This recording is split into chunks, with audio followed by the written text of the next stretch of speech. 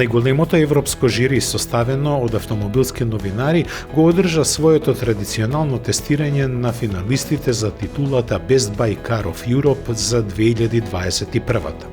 Оваа година тестирањето се одвиваше на патеката Теесдорф во близина на Виена. Пред да започне тестирањето, претходната вечер се одржа традиционалната презентација на финалистите, а тие се Citroen C4, Dacia Sandero, Honda Jazz, Peugeot 2008, Seat Leon, Škoda Octavia и Toyota Yaris. Од овие 7 конкуренти не се појави Dacia Sandero, која се уште нема произведено примероци. Низиното тестирање ќе се изврши на посебен настан планиран за крајот на месецов.